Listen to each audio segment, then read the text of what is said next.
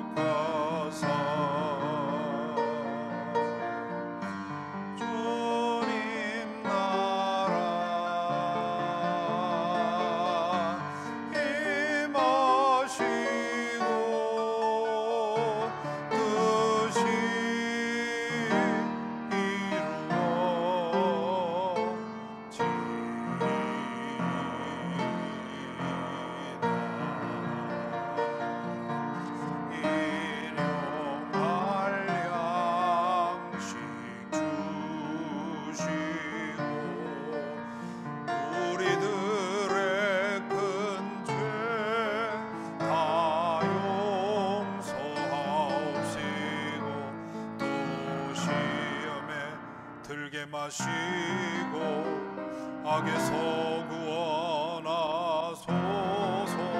내게 주의 나라, 주의 권세, 주의 영광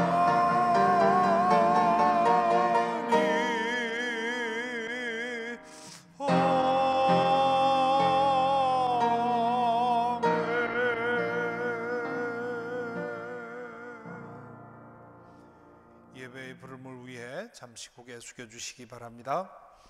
내가 산을 향하여 눈을 들리라. 나의 도움이 어디서 올까? 나의 도움은 천지를 지으신 여호와에게서로다. 여호와께서 너를 실족하지 아니하게 하시며 너를 지키시는 이가 졸지 아니하시리로다. 이스라엘을 지키시는 이는 졸지도 아니하시고 주무시지도 아니하시리로다. 여호와는 너를 지키시는 이시라. 여호와께서 내 오른쪽에서 내 그늘이 되시나니 낮에 해가 너를 상하게 하지 아니하며 밤에 달도 너를 해치지 아니하리로다. 여호와께서 너를 지켜 모든 환난을 면하게 하시며 또 내 영혼을 지키시리로다. 여호와께서 너의 출입을 지금부터 영원까지 지키시리로다. 아멘. 개회 찬송 8장 함께 부릅니다.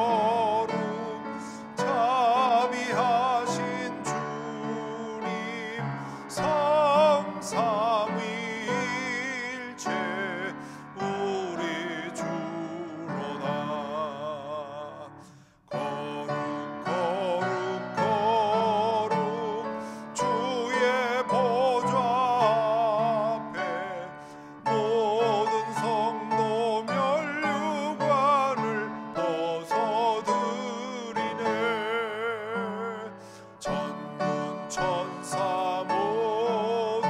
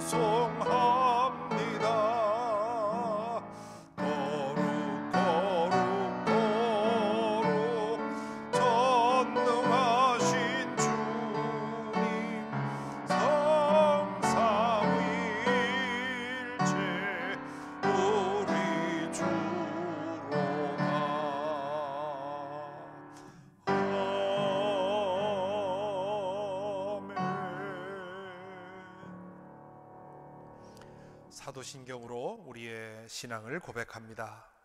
나는 전능하신 아버지 하나님 천지의 창조주를 믿습니다.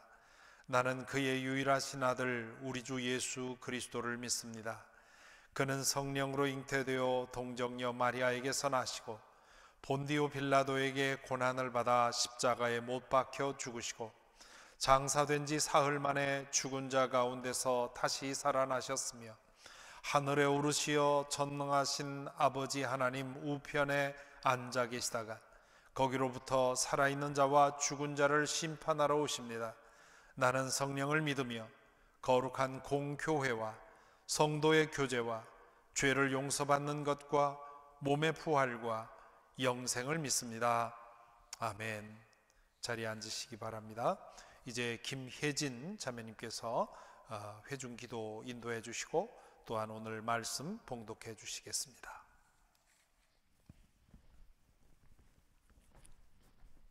사랑과 은혜로 저희를 돌보시는 하나님, 겨우내 움츠렸던 초목들이 싹을 틔우려 애를 쓰고 무사히 겨울을 보낸 동물들도 기지개를 켜는 계절에 주님께서 지으신 자연의 경이로움과 소중함을 느낄 수 있음에 감사드립니다. 하지만 저희 마음은 팬데믹으로 인해 아직 움츠려 있고 이상기온으로 미국 남부지방의 한파와 현재 하와이의 홍수로 고통받는 이들의 소식을 걱정하는 마음으로 지켜보고 있습니다. 사회적 불안감이 커지면서 문화가 다른 이웃 간의 불화도 늘어나 서로를 경계하고 해치는 사건 사고들도 자주 보게 됩니다. 이제는 움츠린 마음에 기지개를 켜고 우리가 할 수 있는 일들을 찾아 보다 나은 방향으로 한 발 내딛는 용기를 불어넣어 주시기를 간절히 바라고 기도합니다. 1년 가까이 서로 모이는 예배를 하지 못하는 등 교회의 모습에도 많은 변화가 있었습니다.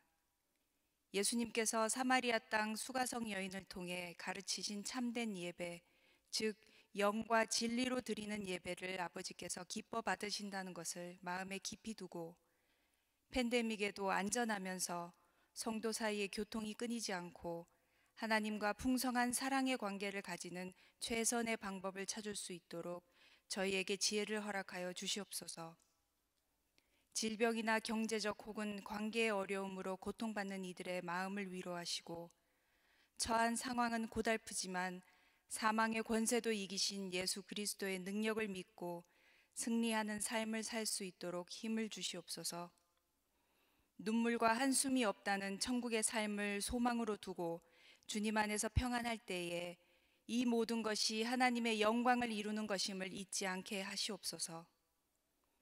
대면 수업을 시작하여 등교하는 어린 자녀들의 건강과 안전을 지켜주시고 대면 수업하는 학생들이나 집에서 온라인 수업하는 학생들 모두 배움의 즐거움을 놓치지 않고 행복한 학창 시절의 경험을 많이 쌓을 수 있도록 인도하여 주시옵소서.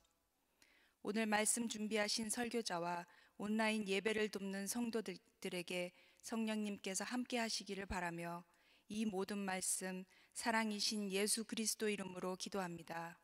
아멘.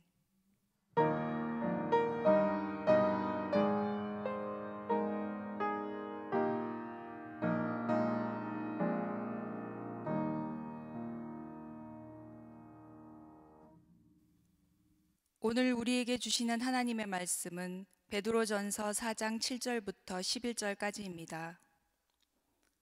만물의 마지막이 가까이 왔습니다. 그러므로 정신을 차리고 삼가 조심하여 기도하십시오.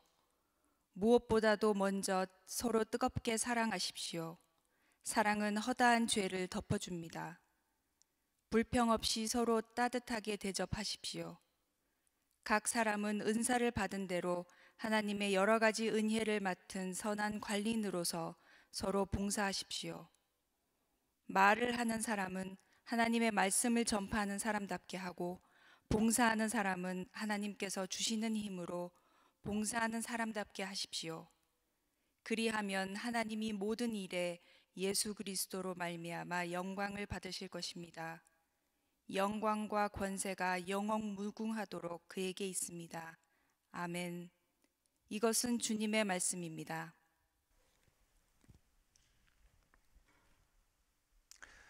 예수님의 말씀에 대한 의문 중에 하나가 이런 것이 있습니다. 그분이 첫 번째로 갈릴리에 나타나셔서 처음 선포한 말씀의 요지가 회개하라, 하나님의 나라가 가까이 왔다라는 것이었죠. 회개하라, 하나님의 나라가 가까이 왔다. 지금 이 말씀을 하신 것이 2000년 전입니다. 2000년 전에 가까이 왔다고 했던 그 하나님 나라가 왜 여태 오지 않고 있느냐라는 질문을 왕왕 듣습니다. 이 질문에 대한 대답의 실마리는 가까이 왔다라고 번역된 헬라어 엥기켄이라고 하는 말에 있습니다. 이것은 영어로 표현하면 The kingdom of God has arrived. 하나님의 나라가 도착했다, 그런 뜻으로 번역할 수 있습니다. 이것을 또 어떤 영어 성경은 The kingdom of God is at hand, 아주 문지방에 다가왔다, 이런 뜻으로도 번역을 하죠. 여기서 하나님 나라는 어떤 지구를 향해 진격해 오고 있는 어떤 공간이 아니라 하나님의 구원 행동을 말합니다. 인류를 구원하기 위한 하나님의 역사가 당신에게서부터 시작이 되고 있다 하는 말씀이 하나님 나라가 가까이 왔다라는 말의 의미입니다. 나중에 시간이 지나서 예수님은 지난주 우리 사김의 소리에서 본 것처럼 누가복음 17장에 보면 하나님의 나라가 너희 중에 있다, 하나님의 나라가 너희 안에 있다, 그렇게 말씀을 하시지요. 그 말은 무슨 뜻입니까?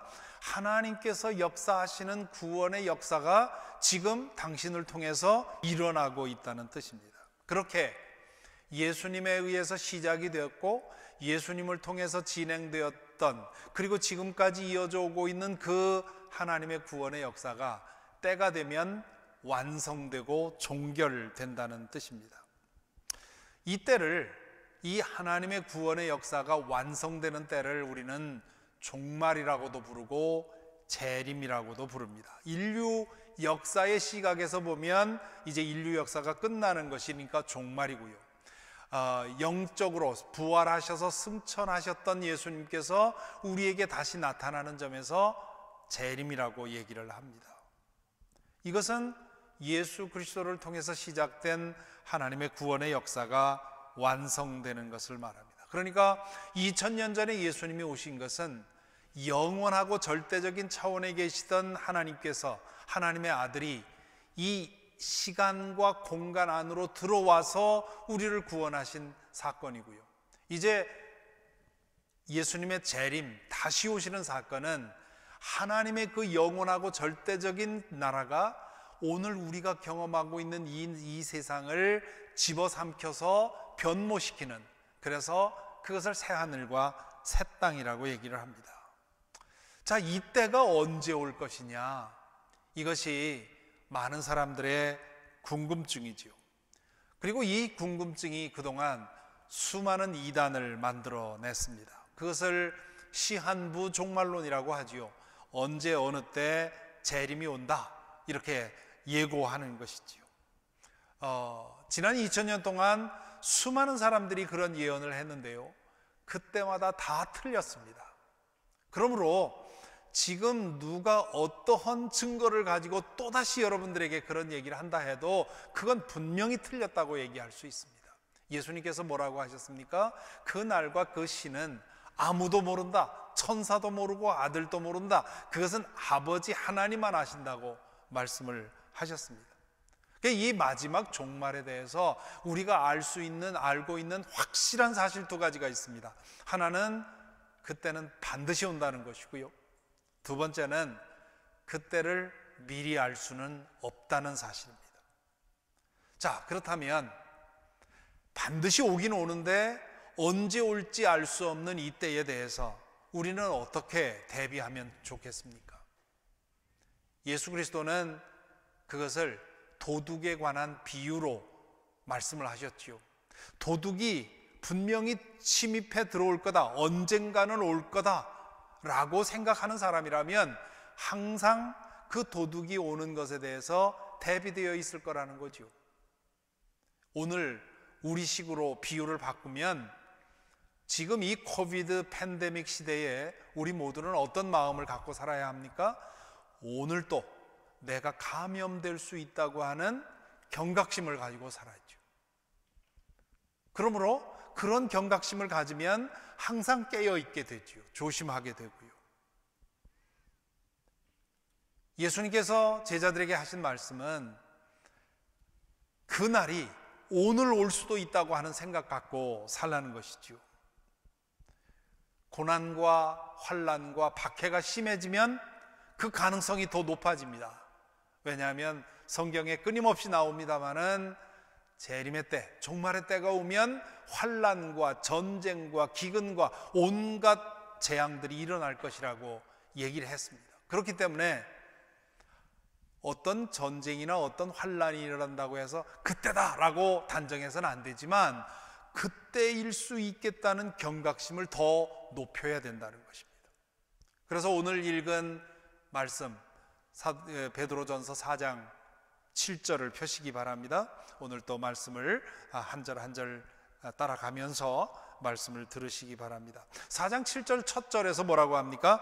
모든 것의 마지막이 가까이 왔습니다. 실제로 베드로 사도는 오늘들이 그날일 수 있다고 하는 경각심을 가지고 살았습니다. 그러면 그게 틀렸습니까?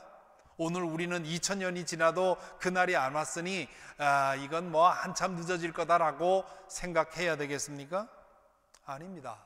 우리도 여전히 바울처럼 베드로처럼 오늘이 그날일 수도 있다고 하는 마음을 갖고 살아야 합니다. 그리고 지금처럼 환난과 박해와 기근과 이런 여러 가지 재앙들이 많아지게 되면 가능성은 더 높아지는 것이죠. 오늘이 그날일 수 있다고 믿고 사는 것, 이게 종말론적인 신앙입니다. 시한부 종말론은 틀린 것이지만 우리 모두는 종말론적인 신앙을 가져야 합니다. 종말론적인 신앙이란 영원한 것에 소망을 두는 신앙을 말하는 거고요. 또한 그 영원한 나라에 대해서 언제든 준비되어 살아가는 그 신앙을 말합니다. 그래서 7절에서 베드로 사도가 계속해서 뭐라고 합니까? 그러므로 정신을 차리고 삼가 조심하여 기도하십시오. 오늘이 그날일 수도 있으니까, 언제든 그날이 올 수 있으니까, 언제든 우리가 하나님 앞에 설 수 있으니까 정신 차려서 기도하라, 그런 얘기입니다. 여기 정신을 차리고 삼가 조심하라, 그런 말은 우리 정신줄을 놓지 말고 조심성 없이 마음대로 살지 말고 해이해지지 말고 술이나 다른 것에 취하지 말고 맑은 정신으로 내 마음을 지키도록 힘쓰라고 말하는 겁니다. 왜 그렇습니까? 맑은 정신이어야만 제대로 기도할 수 있기 때문입니다. 종말론적인 신앙을 유지하는 가장 중요한 힘이 바로 기도에 있습니다. 기도에 있어서 가장 큰 장애물은 마음이 분산되는 겁니다. 흩어지는 겁니다. 아마 여러분도 그동안 살아오시면서 도무지 기도가 안 되는, 도무지 기도가 안 될 만큼 마음이 산만해지고 찢기고 갈라진 그런 상태를 경험해 본 분들이 많이 계실 것입니다. 유혹에 끌려도 기도가 안 되고요. 또 이런저런 근심 걱정으로 우리 마음이 찢기고 갈려도 기도가 안 됩니다. 우리가 기도할 수 있을 때, 마음을 모아 하나님께 집중할 수 있을 때는 그런 것으로부터 우리 마음이 온전하게 지켜져야 하지요. 그래서 지금 베드로 사도는 기도에 전념하기 위해서 여러분의 마음을 온전하게 유지하도록 힘쓰라고 얘기를 합니다. 그러면서 8절에서 뭐라고 합니까? 무엇보다도 먼저 서로 뜨겁게 사랑하십시오. 불교도 기도를 가르칩니다. 힌두교도 기도를 가르치지요. 모든 종교가 기도를 가르칩니다. 그런데 다른 종교에서의 기도는 열반에 이르고 도에 이르고 내가 좀 더 높은 차원에 이르기 위한 그런 노력이라면 기독교가 말하는 기도는 하나님의 사랑을 알고 그 사랑의 사람이 되어가는 과정이 기도입니다. 그렇기 때문에 영성이 깊어질수록 사랑이 더 커지지요. 사랑으로 표현이 안 된다면 그 사람이 아무리 기도를 많이 한다 해도 그 기도가 잘못된 것입니다. 그 사람이 얼마나 기도를 잘하느냐의 그 평가는 그 사람이 얼마나 많은 사람을 얼마나 진실되게 사랑하느냐에 의해서 평가될 수 있습니다. 바울 사도가 에베소서 3장에 보면 에베소 교인들을 위해서 기도하는 말씀이 나옵니다. 에베소서 3장 16절 이하에 보면 이 에베소 교인들에 대한 이 바울 사도의 기도가 나오는데요, 그 기도를 제가 읽어드리겠습니다. 아버지께서 그분의 영광의 풍성하심을 따라 그분의 성령을 통하여 여러분의 속 사람을 능력으로 강건하게 하여 주시고 믿음으로 말미암아 그리스도를 여러분의 마음속에 머물게 하시기를 빕니다. 지금 여기서 바울 사도가 에베소 교인들을 위해서 기도하면서 뭐라고 기도하느냐 하면 성령을 통해서 여러분의 속 사람이 강건해지기를 바랍니다. 그로 인해서 그리스도가 여러분의 마음속에 머물러 계시기를 바랍니다. 그걸 기도합니다. 여러분이 돈 많이 벌기를 바랍니다. 여러분들이 자식이 잘 되길 바랍니다. 그런 것들은 그 이후에 하나님께서 우리에게 필요할 때 주시는 거고요. 정말 우리 모두가 기도할 기도의 제목은 성령을 통해서 우리의 속사람이 강건해지고 그리스도께서 우리 안에서 주인으로 살아가시는 것입니다. 이것이 소위 영성입니다. 우리의 영성이 강하다 하는 말은 그리스도께서 주인으로 더 든든하게 우리의 삶을 다스린다는 뜻입니다. 그러면서 그 다음에 또 이런 기도를 합니다. 여러분이 사랑 속에 뿌리를 박고 털을 잡아서 모든 성도와 함께 여러분이 그리스도의 사랑의 너비와 길이와 높이와 깊이가 어떠한지를 깨달을 수 있게 되고 지식을 초월하는 그리스도의 사랑을 알게 되기를 빕니다. 그리하여 하나님의 온갖 충만하심으로 여러분이 충만하여지기를 빕니다. 우리가 영성이 깊어지면 다른 일이 일어나는 것이 아니라 사랑이 깊어진다는 겁니다. 그리스도를 통해서 드러난 하나님의 사랑을 우리가 더 깊이 맛보게 되고 그 하나님의 사랑을 깊이 맛보는 것만큼 우리의 사랑의 능력이 커진다는 말입니다. 기도는 우리의 영성을 깨우고 우리의 영성이 깨워지면 사랑의 능력이 커진다는 것이 바울 사도가 이 기도를 통해서 우리에게 가르쳐 주는 것입니다. 이 사랑이 믿음의 공동체, 교회를 형성하는 것입니다. 그래서 제가 오늘 설교의 제목을 교회는 사랑이다 라고 했습니다. 하나님의 사랑을 경험했기에 우리는 교회로 모이는 것입니다. 모여서 우리는 하나님의 사랑을 더 깊이 체험하는 겁니다. 그리고 그 사랑을 서로에게 실천하는 것이지요. 그런 다음에 그 사랑을 가지고 각자 자신의 삶의 현장에서 그리고 교회로 모여서 이 세상을 위해서 사랑을 실천합니다. 그렇게 함으로써 하나님이 어떤 분이신지를 이 세상에 알림으로써 더 많은 사람들이 하나님의 사랑으로 돌아올 수 있게 하는 것, 이것이 교회이지요. 그래서 이 생각을 우리는 우리의 교회의 표어인 위로 하나님, 옆으로 성도, 밖으로 이웃과의 사귐을 추구한다는 이 표어에 담은 것입니다. 그런데요, 그것이 쉽지 않죠. 교회 생활을 해보신 분들은 다 경험해 보셨습니다. 교회는 사랑인데, 그게 맞는데, 사랑이어야 하는데, 때로는 교회는 미움이고 교회는 분열이고 교회는 상처일 때가 많습니다. 요즘 이슈가 되고 있는 미국 영화인지 한국 영화인지 정체가 불분명해졌습니다만은 미국 교포가 만든 미나리라고 하는 영화가 요즘 이슈가 되고 있습니다. 저는 아직 보지는 못했는데요. 미국에 이민 온 한 가정 이야기, 미국 안에 뿌리를 두는 그런 이야기입니다. 뭐 당연히 그렇기 때문에 교회 이야기가 나온다고 하지요. 그 미나리의 여러 장면이 요즘 유튜브에 이렇게 짤막짤막하게 문제적 장면들이 나오고 있는데요. 그 중에 한 장면에 그런 얘기가 나옵니다.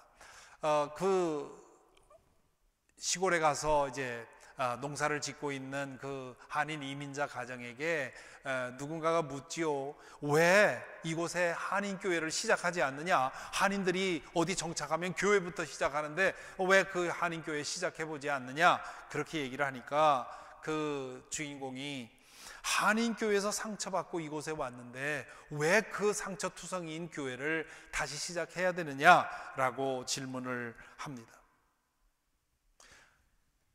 참으로 우리 한인들은 미국에 정착하면서 한인들이 얼마 정도 모이면 한인회보다 교회를 먼저 시작을 했죠. 그런데 그 한인 교회들이 갈등과 상처와 분열의 역사를 이어왔습니다. 거기에는 물론 여러 가지 이유가 있습니다. 이민자로 사는 삶의 상황에서 오는 그 말할 수 없는 다양한 스트레스와 거기에서 오는 감정적인 문제들, 이것이 교회로 모여서 거기에 한꺼번에 터지니까 여러 가지 상처와 아픔이 일어나게 되어 있지요. 또한 미국에 와서 신앙적인 동기가 아니라 사람 만나고 싶어서, 음식 먹고 싶어서, 한국 음식 먹고 싶어서 교회로 왔던 사람들이 시간이 지나면서 교회 중직이 되고 신앙인인 것처럼 되는, 그래서 그것으로 인해 문제 생기는 경우도 참 많습니다. 이 이민교회가 왜 이렇게 분열과 갈등이 많은지에 대해서는 사회학자가 좀 더 깊이 연구해야 될 문제입니다만은, 그러나 가장 중요한 문제는 우리 인간의 본성에 있습니다. 우리 본성은 사랑에 무력합니다. 사랑을 받는 것은 좋아하는데 사랑할 줄은 모릅니다. 아주 서툴지요. 사랑 안에서 잘하는 것도 우리는 별로 원하지 않고요. 그 사랑을 실천하는 것도 싫어합니다. 그저 내 좋을 대로 살기를 원하는데 다 여러 사람이 모여서 다 자기 좋을 대로 살면 결국은 상처를 주고받게 되는 거고 싸움이 생기는 거고 분열이 일어날 밖에 없지요. 이것은 한인교회만의 문제가 아닙니다. 교회면 어디든지 일어나는 문제입니다. 바울 사도가 선교하러 다닐 때 코린도 교회도 문제가 생겼고요, 빌립보 교회도 문제가 생겼고요, 로마 교회도 이런 문제가 생겼습니다. 그 인간이 모이는 곳에는 언제나 일어날 수 있는 문제입니다. 그렇기 때문에 베드로 사도는 기도하라고 말하는 겁니다. 우리의 이 사랑의 부족의 문제는 기도가 아니고는 해결될 수 없기 때문에 사랑의 한계를 느끼고 사랑의 연약함을 느낄 때마다 기도하라는 겁니다. 그래서 8절에서 베드로가 이렇게 말을 잇고 있지요. 사랑은 허다한 죄를 덮어줍니다.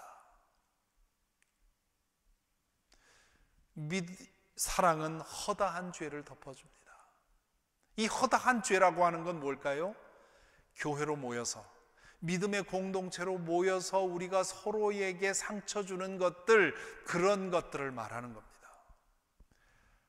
좋아하는 사람들끼리, 좋은 사람들끼리 사랑하는 건 그건 사랑이라고 할 수가 없습니다. 그건 저절로 나오는 것이지요. 사랑이 필요할 때는 언제냐?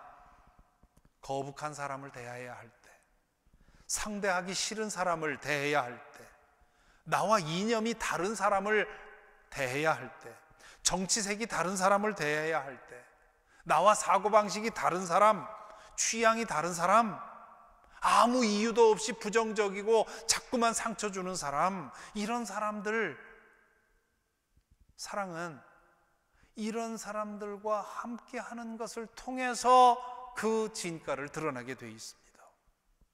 자기의 좋을 대로 하는 것이 아니라 차이와 불편을 감수하고 품어 안는 것이 사랑입니다. 그런 사랑으로 공동체를 우리는 든든히 세워갈 수 있는 것이지요. 헬렌 나우엔 신부님이 이미 오래전에 그 하나님의 부름을 받으셨습니다마는 그분이 그 교회에 대해서 얘기를 하면서 그런 얘기를 한 적이 있습니다. 제대로 교회된 교회라면 어디를 가든 내 신경을 건드리는 사람이 한둘은 있게 마련이다. 만약에 교회로 모였는데 다 좋고 다 편안하다 그러면 자기 좋은 사람들끼리만 모인 교회라는 거죠. 그건 교회가 아닙니다. 편안한 교회가 교회가 아닙니다. 어디를 가나 내 신경을 건드리고 나를 불편하게 하는 사람이 있다는 말은 하나님께서 그 사람을 통해서 나를 깨뜨리고 변화시키기 위한 도구로 보내주셨다는 뜻입니다. 그런 사람이 있을 때 어떻게 하겠습니까? 그 사람과 맞서서 싸우겠습니까? 그래서 그 사람을 다른 교회로 가게 만들겠습니까? 아니면 내가 다른 교회로 가겠습니까? 베드로 사도는 사랑으로 품어 안으라고 말합니다. 그 사랑이 나에게 부족하다 싶으면 더 기도하라는 겁니다. 기도해서 내 품이 넓어져서 그 사람을 참고 견딜 수 있게 되도록 성장하라는 것이지요. 그러면서 9절에서는 한 걸음 더 나아갑니다. 불평 없이 서로 따뜻하게 대접하십시오. 베드로 당시의 교회는 가정교회였습니다. 가정의 문을 열고 성도들을 대접해야 됐어요. 마치 오늘 우리 교회에서 속회에서 이렇게 돌아가면서 가정의 사람들을 드리는 것과 마찬가지죠.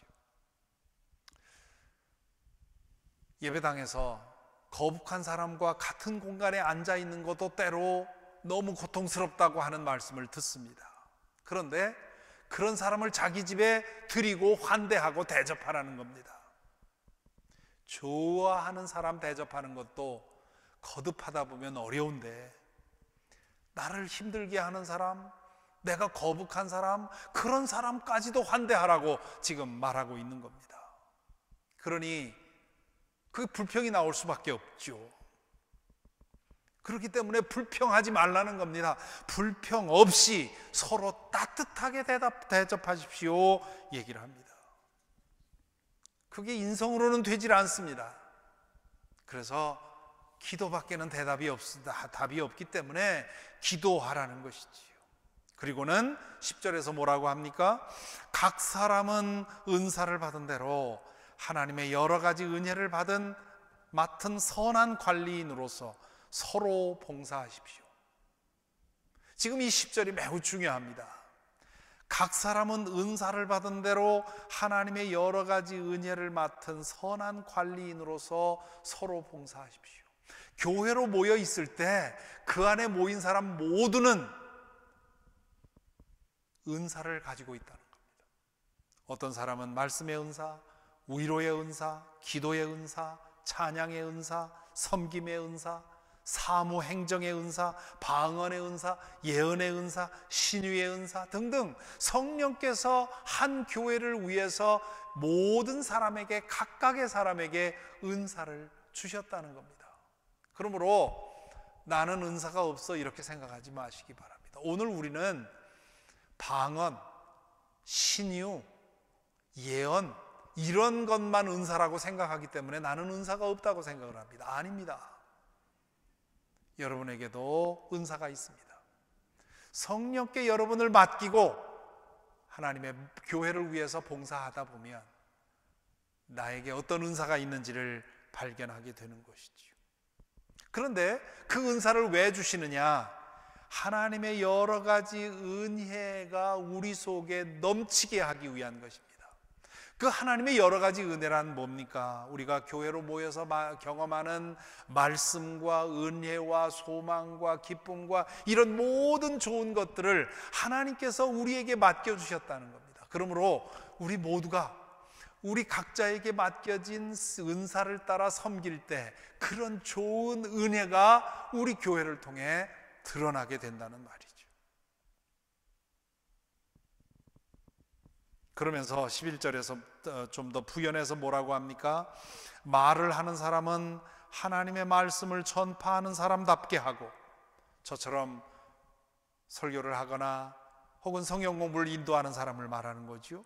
봉사하는 사람은 하나님께서 주시는 힘으로 봉사하는 사람답게 하십시오. 내 재능과 내 능력으로 하는 것이 아니라 언제나 내가 지금 봉사하는 것은 하나님께서 주시는 힘으로 하는 거라고 생각하고 봉사하라는 겁니다. 그리하면 하나님이 모든 일에 예수 그리스도로 말미암아 영광을 받으실 것입니다. 이 모든 일을 통해서 우리가 영광 받으려는 것이 아니라 하나님께 영광 돌리기 위한 겁니다. 영광과 권세가 영원 무궁하도록 하나님께 있습니다. 아멘. 베드로 사도가 이렇게 말하고 있는 겁니다. 이 말씀을 통해서 보면 하나님께서 기뻐하시는 교회에 세 가지 요건이 있어요. 첫째는 서로 견디고 참아주는 겁니다.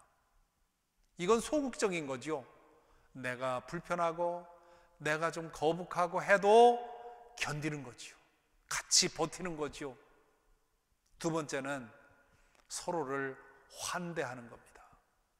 버티고 참아주는 것에서 멈추지 말고 적극적으로 인사하고 품어주고 환대하라는 겁니다.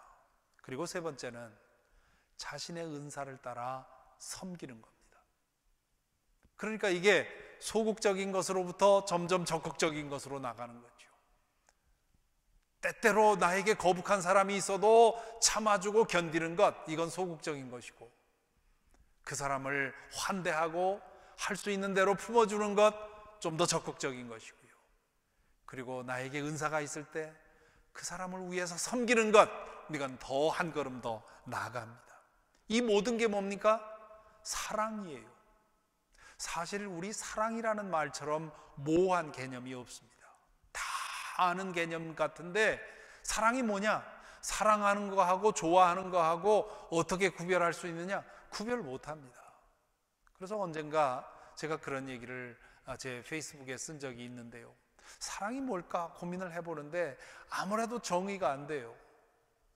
그런데 번쩍 제 마음속에 떠오르는 생각이 있는데 그게 뭐냐 하면, 그 사람이 나에게 너무 귀중해서, 그래서 다른 말로는 표현할 수 없을 때 내가 당신을 사랑합니다 이렇게 표현하는 거 아닌가 싶어요. 사랑이라는 게 이렇게 모호한 거예요. 그렇기 때문에 사랑이 어떤 것인지를 좀 더 구체적으로 표현해야 되는데, 베드로 사도가 교회 안에서 사랑하는 게 뭐냐, 이렇게 세 가지로 표현한 겁니다. 교회 안에서 사랑한다는 거는 내가 거북한 사람, 나를 불편하게 하는 사람, 때로 나를 상처 주는 사람까지도 참아주는 거고, 거기서 한 걸음 더 나아가서 그 사람을 환대하고 품는 것이고, 할 수 있다면 더 한 걸음 나아가서 그 사람의 필요를 위해서 내 시간과 물질을 사용해서 섬기는 것이라는 겁니다. 그런데 이것은 우리의 인성으로 되지 않거든요. 그래서 그 앞에서 정신을 차리고 마음을 다잡아 기도하라고 말합니다. 그래야 우리 안에 사랑이 자라기 때문이죠. 교회는 사랑으로 시작되는 것이고 사랑으로 자라는 것이기 때문입니다. 그럴 때 하나님께서는 교회를 통해 영광 받으십니다. 그리고 이 교회를 통해 우리 모두가 자라게 되고요. 그리고 더 많은 사람들에게 복음을 전해서 하나님의 구원을 경험하게 할 수 있습니다. 여러분에게는 교회가 무엇입니까? 있으면 좋고 없어도 아쉽지 않은 그런 단체일까요? 마음에 안 들면 언제든지 떠날 수 있는 그런 소비재입니까? 혹은 세상에 좋은 일 하기 위해서 잠시 모인 단체입니까? 시니어 아카데미처럼 취미 생활하는 곳입니까? 교회가 무엇인지 다시 한번 기억하시기 바랍니다. 성경에서 말하는 교회는 예수 그리스도의 신부입니다. 주님께서 피 흘려 사신 값진 곳입니다. 성령께서 거하시는 성전입니다. 예수 그리스도의 거룩한 몸입니다.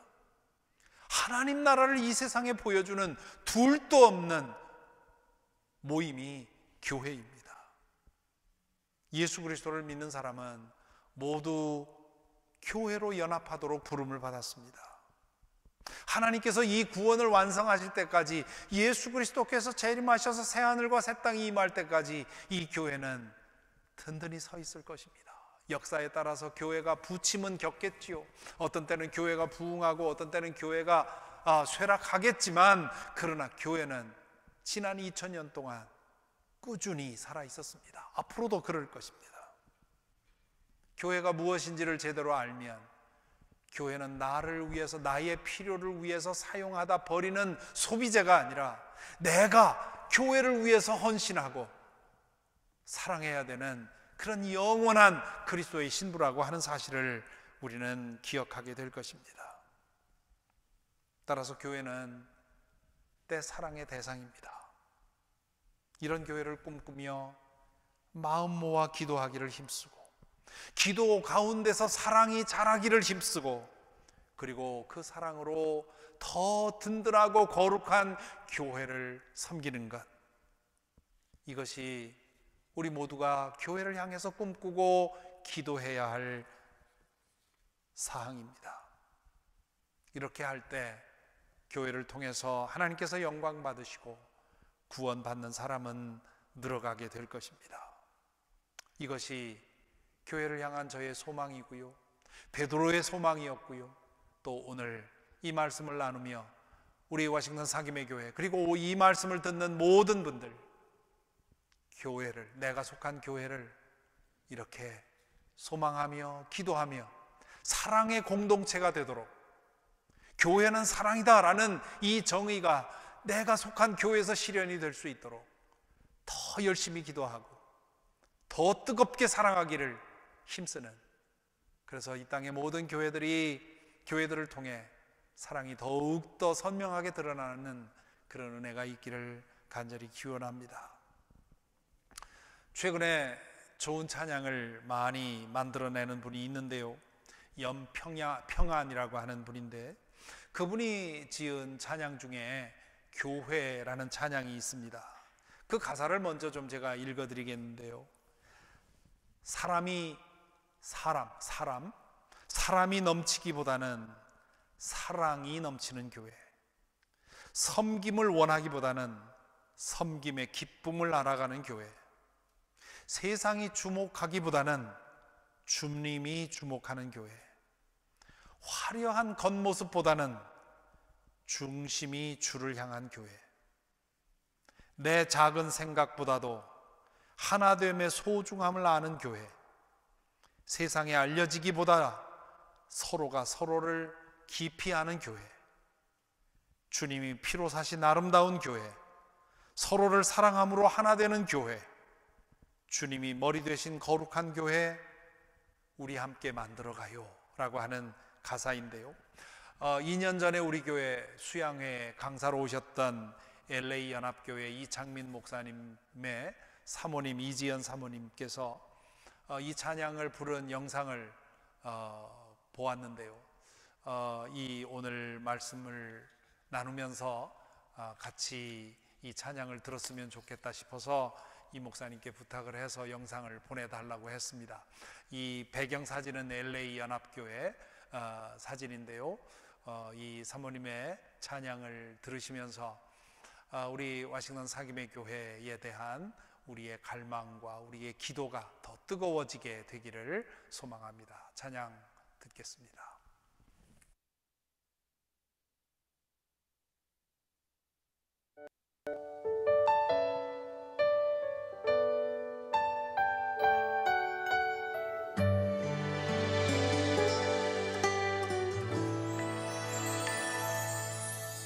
사람이 넘치기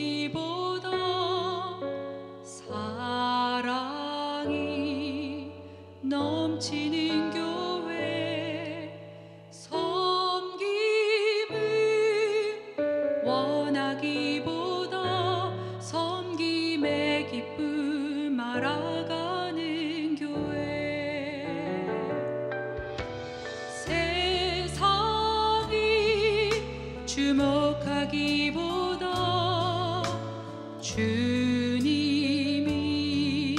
주목하는 교회, 화려한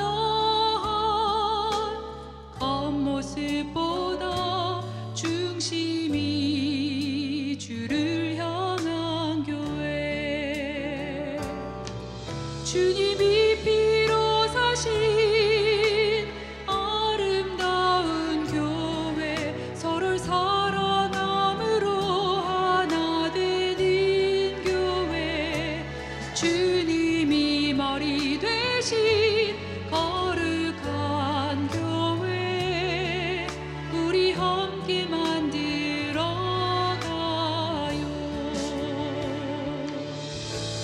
내 작은 생각보다도 하나 됨에 소중함 아는 교회, 세상에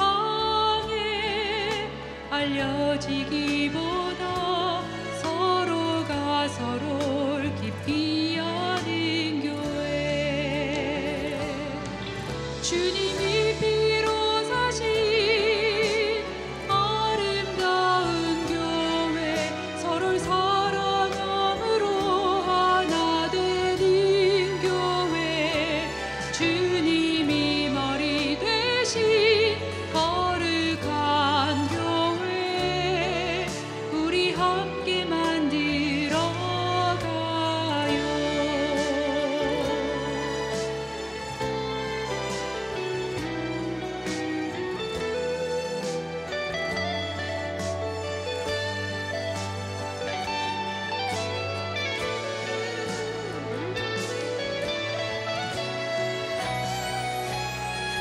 주님이 피로 사신 아름다운 교회, 서로를 사랑함으로 하나 되는 교회, 주님이 머리 되신 거룩한 교회, 우리 함께 만들어가요. 주님이 피로 사신 아름다운 교회, 서로를 사랑함으로 하나 되는 교회, 주님이 머리 되신 거룩한 교회, 우리 함께 만들어가요. 우리 함께 만들어가요.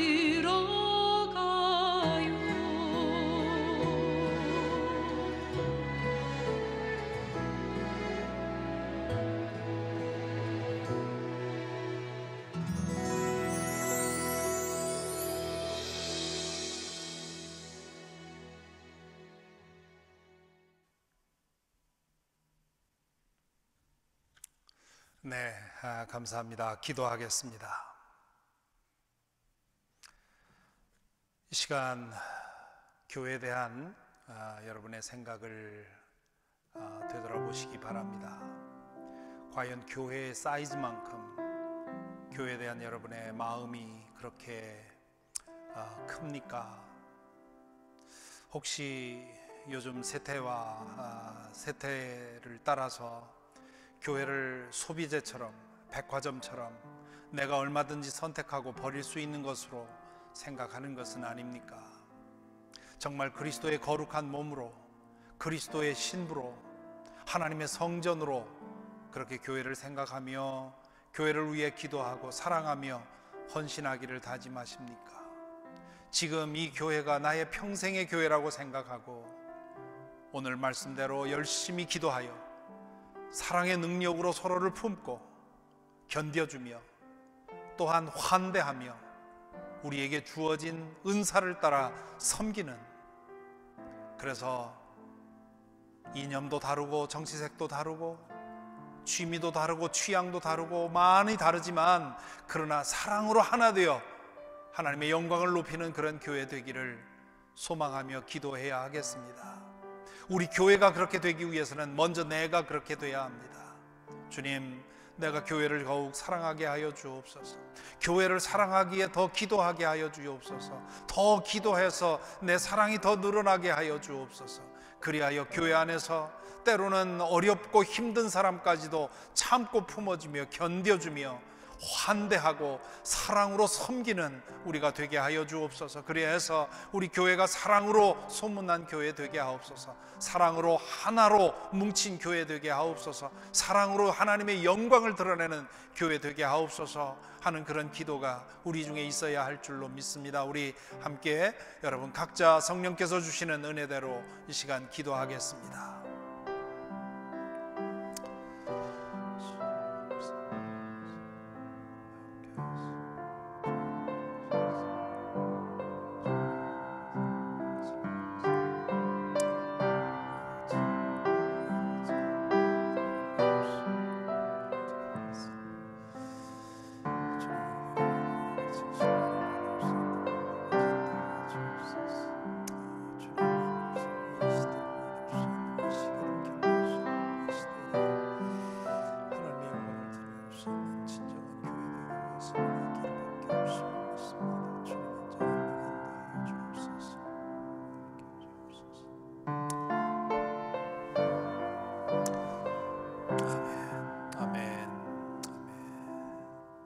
이 시간 함께 일어나셔서 봉헌 찬양 2장 하겠습니다.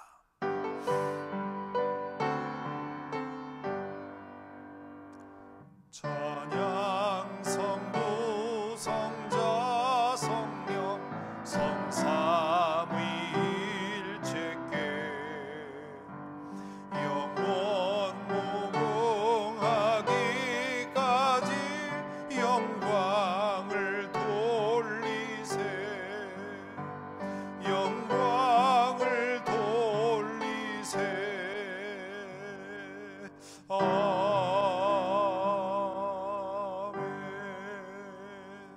자리에 앉으시기 바랍니다. 함께 기도할 때 오늘 이 시간에는 공동체의 기도 시간입니다. 우리 공동의 기도 제목을 가지고 먼저 기도할 텐데요. 우선 이 팬데믹의 터널을 저 멀리서 빛이 보입니다. 이 터널이 끝나는 그런 지점이 보이는 것 같은데요. 이 과정을 주님께서 인도해 주시고 이 순조로이 이 터널을 빠져나갈 수 있게 인도해 주시기를, 이 일을 위해서 수고하는 의료진들, 또 정부 관리들, 섬기는 모든 볼런티어들 축복해 주시기를, 그리고 또한 그 사이에 또 확진이 되어서 고통당하고 있는 이들, 그들을 위해 수고하는 의료진들 우리 중보하십시다. 이 시간 함께 기도합니다. 아버지, 인도하여 주옵소서. 주님, 이 일을 위해 수고하는 모든 이들 지켜주시고 영원히 속히 끝낼 수 있도록 아버지 저들 가운데 은혜 주시고 주옵소서.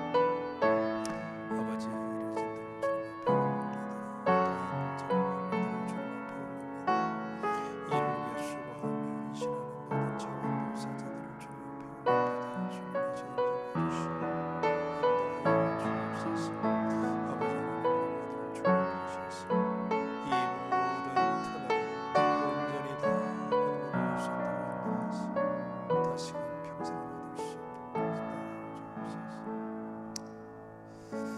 이 시간에 우리 교회를 위해 기도합니다.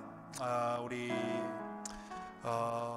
계속해서 기도하고 있는 두 분의 부목사님, 우리 한어부의 부목사님과 또 영어 부목사님 두 분을 우리가 기도하며 구하고 있습니다.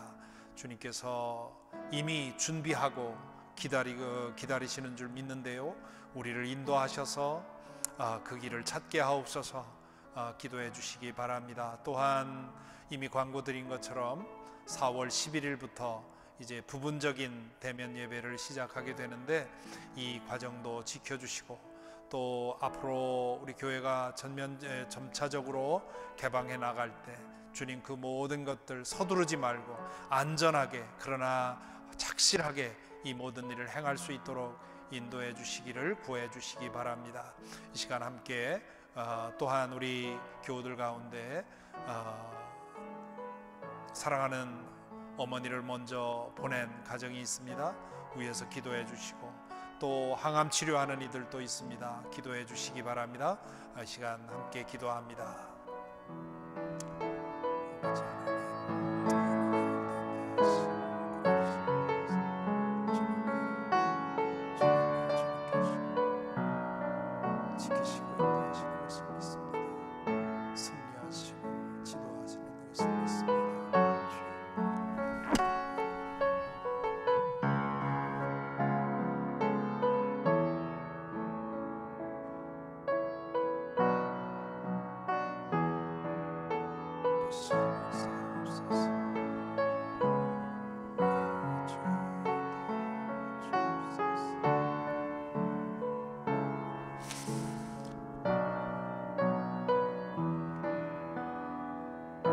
사랑의 주님, 이 땅에 교회를 세우시고 교회를 통해 예수 그리스도의 그 성육신의 사역을 지속하시는 것 감사를 드립니다. 저희들로 하여금 먼저 복음을 듣게 하시고 교회로 연합하여 그리스도의 몸으로서 그 일을 감당할 수 있도록 인도해 주신 것 감사합니다.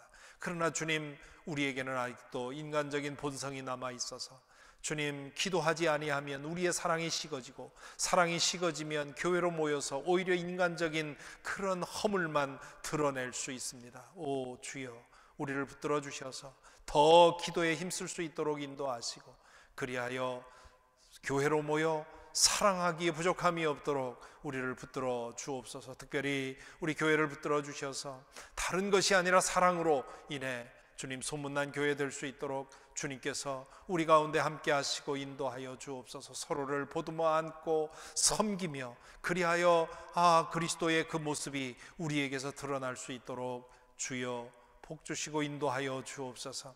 우리의 기도를 주님 들으시는 줄 믿습니다.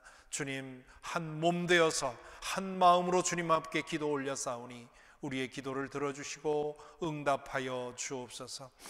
우리가 몸으로 흩어져 있지만 그러나 교회가 교회의 사명을 감당해야 하겠기에 주님 힘껏 주님 앞에 예물을 드립니다. 이 예물을 받아주시고 주의 나라를 위해 사용하여 주옵소서. 우리 주 예수 그리스도 이름으로 기도하옵나이다. 아멘. 이제 다 같이 일어나셔서 결단 찬송 210장 부르겠습니다.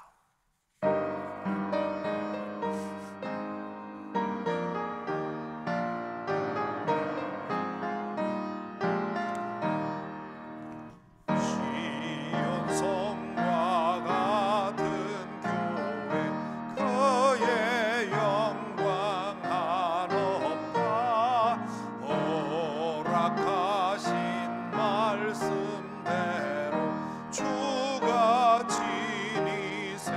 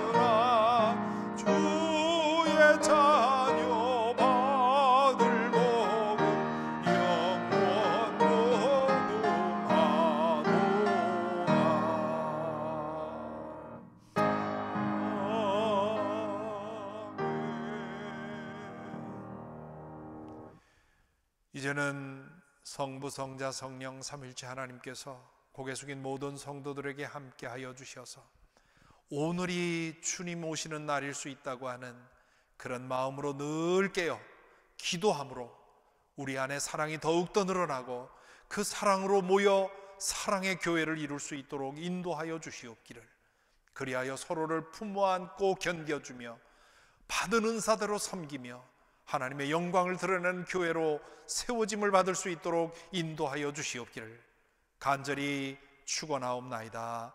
아멘.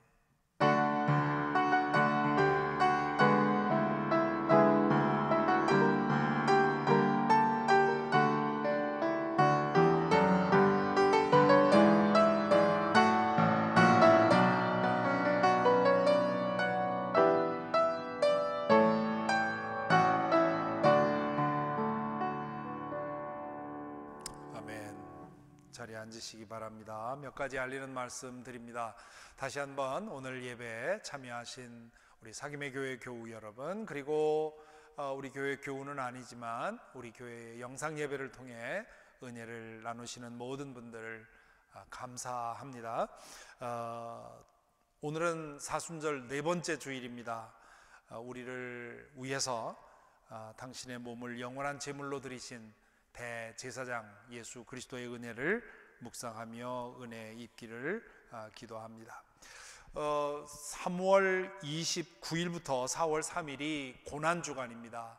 1년 교회력으로 따지면 1년 내내 중에 가장 중요한 기간입니다. 왜냐하면 십자가의 희생이 우리의 구원을 이루었기 때문에요.